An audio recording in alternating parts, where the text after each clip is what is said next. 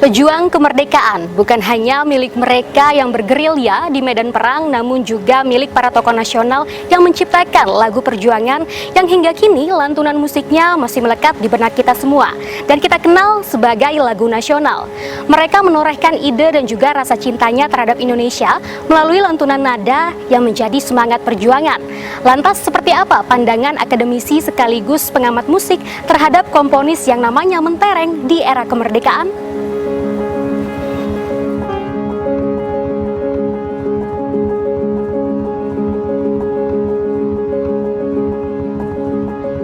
Oke, baik.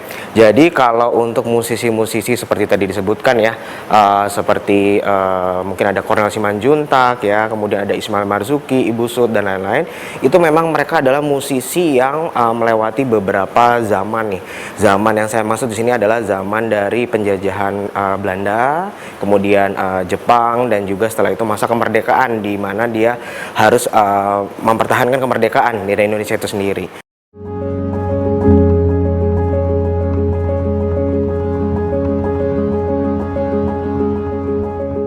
Itu ada beberapa faktor ya. Pertama, kembali lagi dari kualitas lagunya tersebut ya.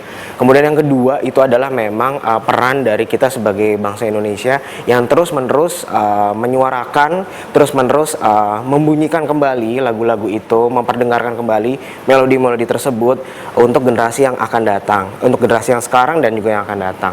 Nah, jadi memang ada dua hal itu yang sangat berperan penting dalam lagu itu tidak hilang dimakan zaman.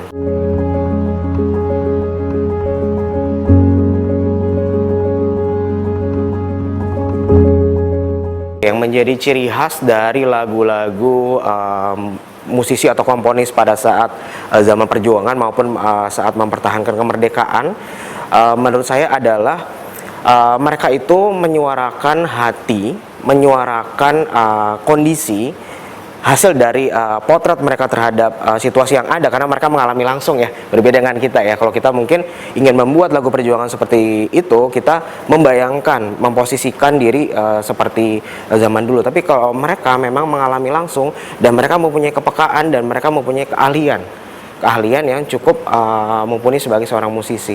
Karena itu terlahirlah lagu-lagu yang memang sekarang kita bisa nikmati.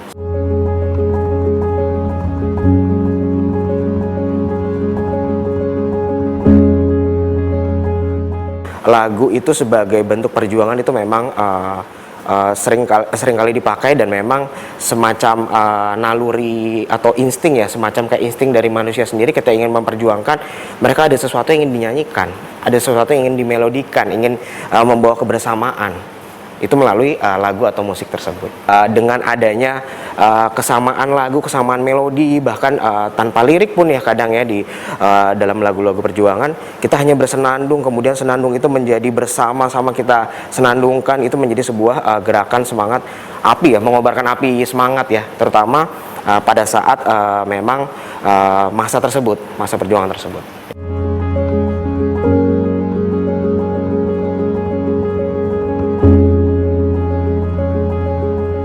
Kalau nantinya punya komponis yang handal seperti yang saya sebutkan tadi, Ismail Marzuki, Ibu Sud dan lain-lain, itu sangat-sangat memungkinkan. Namun tugas kita mungkin ya, yang bisa, terutama saya sebagai pendidik, teman-teman pendidik yang lainnya, bisa membantu mengarahkan, yang terpenting itu. Karena jangan selalu underestimate di generasi, istilah generasi zaman now ini. Karena memang banyak sekali pandangan-pandangan yang meng-underestimate, jadi nggak bisa, kamu tuh nggak bisa. Jadi lebih kepada bagaimana untuk mengencourage, untuk meningkatkan lagi bahwa itu adalah kelebihan mereka masing-masing yang memang kita sendiri nggak punya. Jadi saya rasa jawabannya pasti bisa.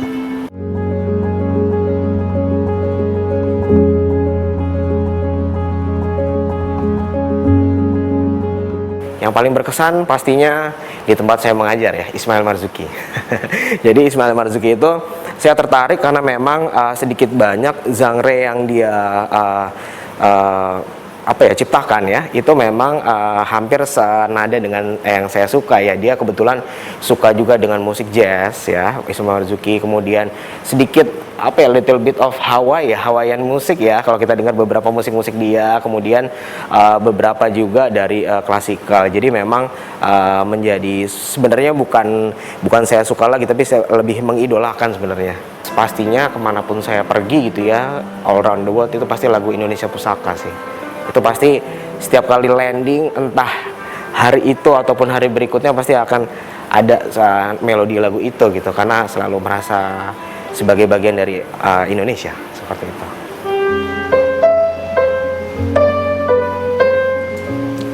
Mendengarkan dan menyanyikan kembali lagu karya komponis di era kemerdekaan mengingatkan kita akan semangat perjuangan mereka di kala itu. Dari Jakarta, Rina Anggraini, Helmut Timothy, Kantor Berita Antara, mewartakan.